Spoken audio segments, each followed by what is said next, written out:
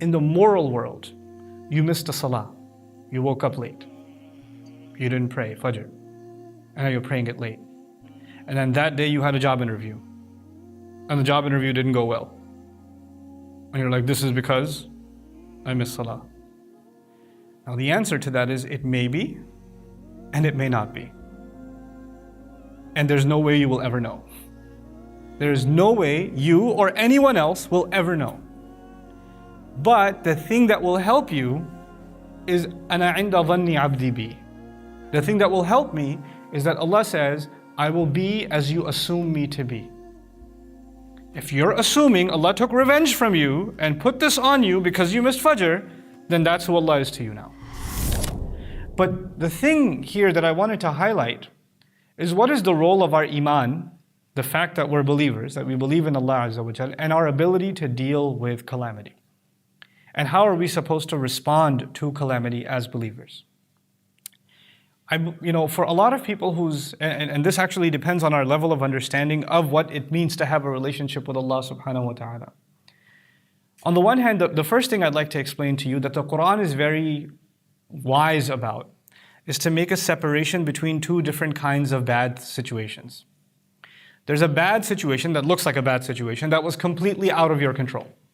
You could do nothing about it. You got stuck in a flood, you didn't cause the flood. You just happened to be living there was no way for you to escape, or you happened to be traveling, you had no idea it was coming, it wasn't on any reports or anything else. That's not you, that's entirely planned by Allah, you had nothing to do with it, there was no way you could have gotten out of it. This is not the same as someone who reads the news report and says, hey, there's a major storm coming, please evacuate the city, and there's a tsunami heading our way, and somebody says, this is a good time to check out the beach. And they head towards the beach. And then something bad happens to them, they don't get to say, oh, Qaddar Allah, what can I say? Allah had decided that I was going to run into this. You don't get to say that. And Allah is very clear about that. He subhanahu wa ta'ala says, مَا أَصَابَكُمْ وَمَا أَصَابَكُمْ مِن مُصِيبَةٍ فَبِمَا كَسَبَتْ أَيْدِيكُمْ There's not a calamity that strikes you, and if there's any manner of calamities that strike you or something that hits you, is because of what you earned with your own hands. You brought this on yourself. Now, if you only thought of it that way, that would also be a problem. Because if you're going down the stairs and you slipped and you fell, then you start thinking to yourself, I must have done some sin and that's why Allah made me fall down the stairs. This is a sign from Allah that I have committed some evil and Allah is teaching me a lesson by, breaking my arm in the hotel lobby or something. You start reading into things that happen to you.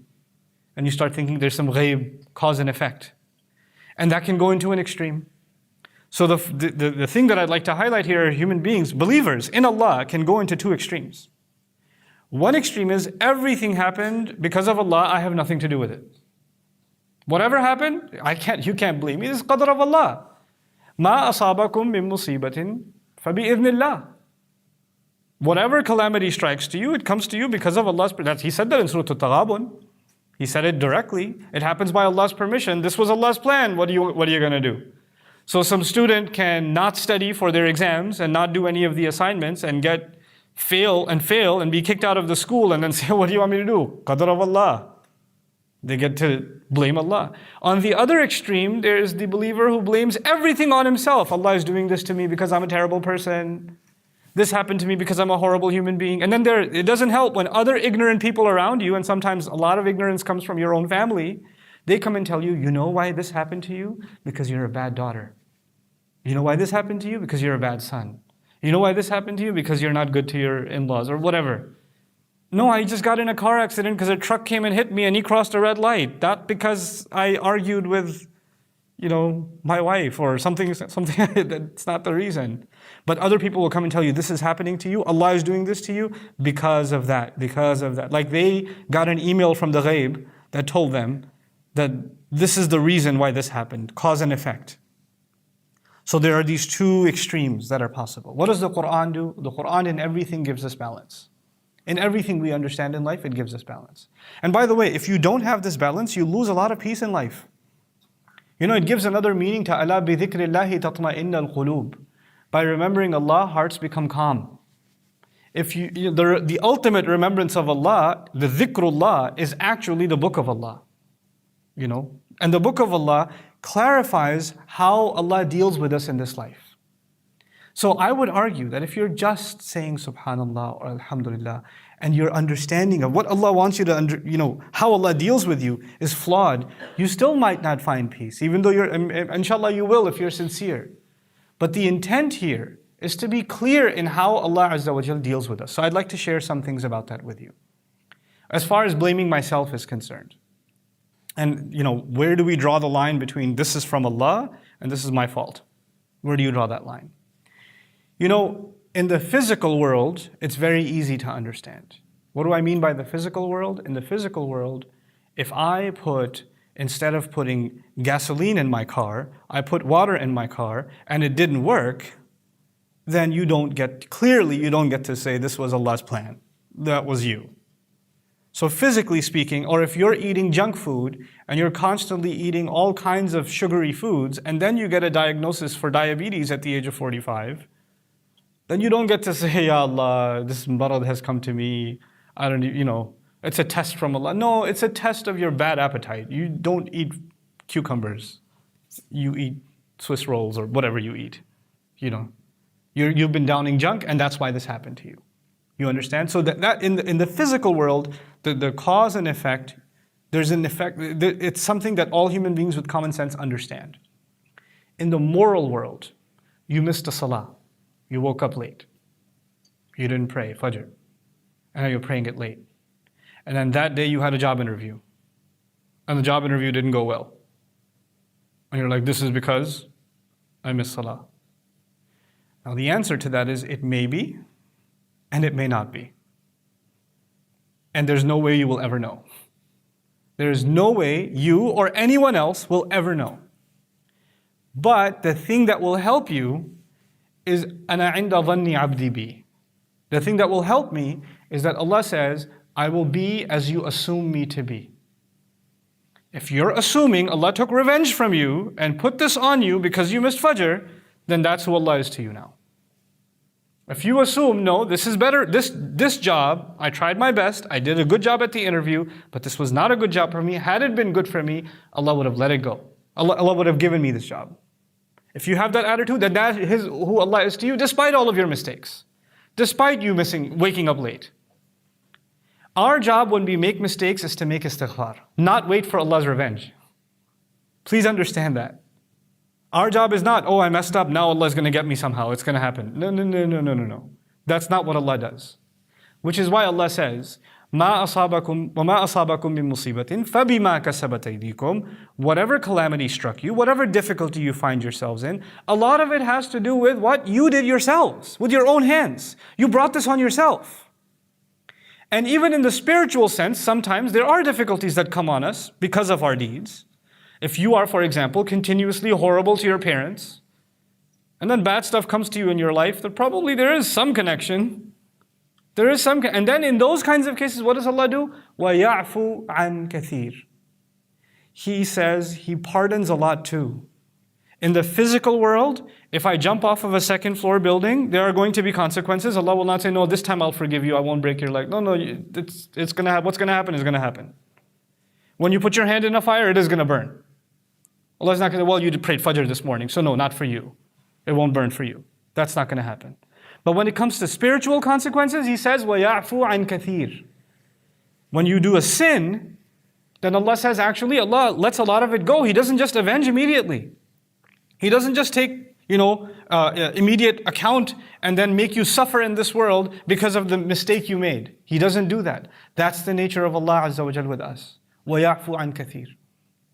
This is something you have to internalize for yourself. I would argue the reason I brought up this particular subject is because one of the greatest crimes, spiritual crimes, that occurs every day in the ummah is at the hands of loved ones to loved ones. Parents, spouses, husbands, we have sometimes the worst things to say to our loved ones. And sometimes we say those things in the name of Allah. Allah will punish you for what you just did. There will be justice on you. Allah will not forgive what you. And mother can say that to her child, wife can say to husband, siblings can say to each other. Like invoking, like Allah is some angry weapon that you can invoke because you're upset, Allah must be upset. And you can just use Allah like that. That's not our place. And you know, for a lot of people, they have heard this kind of thing so many times, over and over and over again, that they have become far away from Allah Himself. They heard from their loved ones. They heard from a child heard from his father or his mother all the time. Allah will punish you if you don't pray. Allah is going to get you if you don't pray. Allah is going to, Allah is very angry at you because you ate that cookie. Like, constantly, Allah is angry, Allah is angry, Allah is angry. When that young boy becomes a 16, 17, 18-year-old, he wants nothing to do with Allah. And when he hears Allah is merciful and Allah is forgiving, he has a hard time believing it because that's not what he grew up with. He did not grow up with an Allah who is forgiving or an Allah who is merciful. As a matter of fact, every time he got in trouble is because of Allah he got in trouble. That's how he got in trouble. And then those same parents say, we taught this child about Allah from the beginning. I don't know why he's running away from deen. Yeah, but which Allah did you teach him about? An angry Allah? An Allah that seeks to punish? مَا يَفْعَلُ اللَّهُ بِعَذَابِكُمْ? Allah says, what's Allah going to get out of punishing you? That's what Allah says Himself. What is He in just the business of coming after you? Going at you? So what happens with people? They are in a difficult situation, and what do? They're constantly thinking Allah is getting them. Allah is hurting them. Allah is doing this to them. You know, I was reminded by a colleague of mine, when I was coming here to Malaysia, out of nowhere, this has never happened, I developed this crazy bacterial infection thing in my tonsils, and it swelled up, and half of my neck was completely blocked, and I felt like I was drowning in one nostril, and I'm still on the plane, and I get halfway through to Abu Dhabi on the way here, I run over to a clinic, they say you have to take these heavy medications. I come here, the recommendation is I should go to surgery. I was like, what is going on? And they even told me this never happens. Like, this is really crazy. In my entire career of 30 years, I've seen like one other case of this.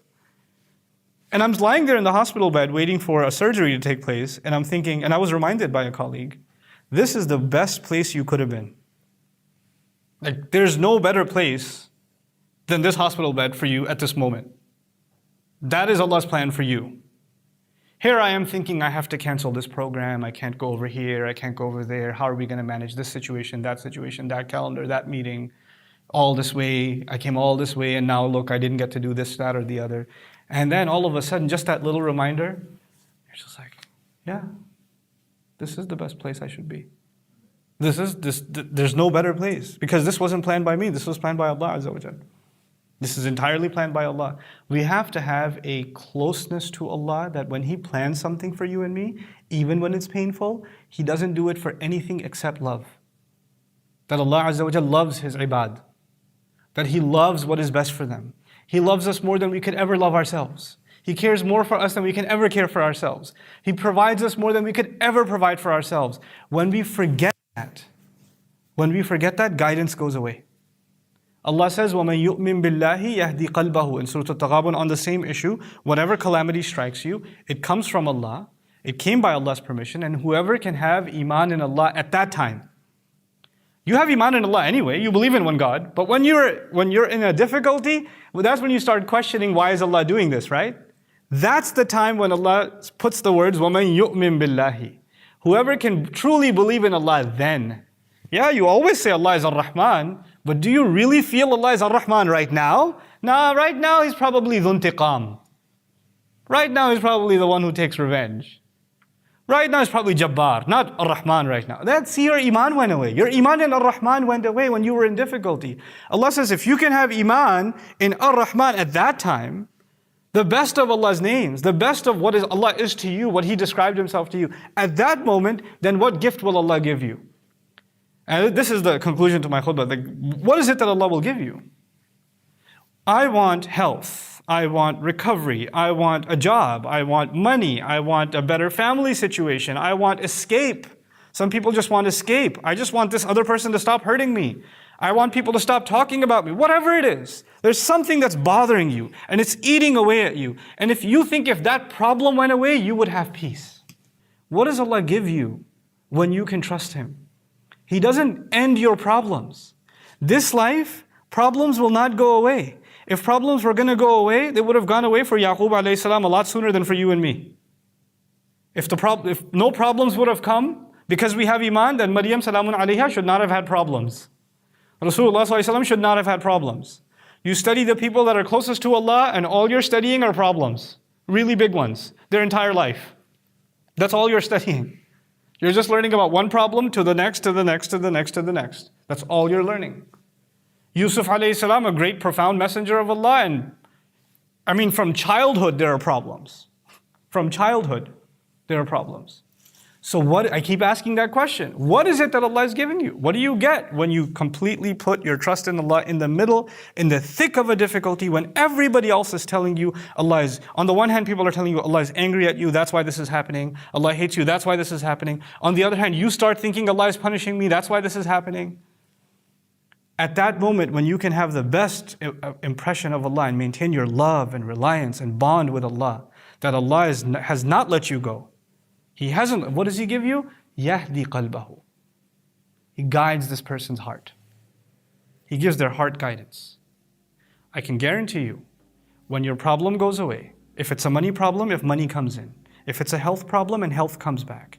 If it's a family problem, the family problem goes away. None of the good things in this life are worth anything compared to that one gift. I hope you guys enjoyed that video clip. My team and I have been working tirelessly to try to create as many resources for Muslims to give them first steps in understanding the Qur'an all the way to the point where they can have a deep, profound understanding of the Qur'an. We are students of the Qur'an ourselves, and we want you to be students of the Qur'an alongside us. Join us for this journey on bayinatv.com, where thousands of hours of work have already been put in. And don't be intimidated, it's step by step by step, so you can make learning the Qur'an a part of your lifestyle. There's lots of stuff available on YouTube, but it's all over the place. If you want an organized approach to studying the Qur'an beginning to end for yourself, your kids, your family, and even among peers, that would be the way to go. Sign up for bayinatv.com.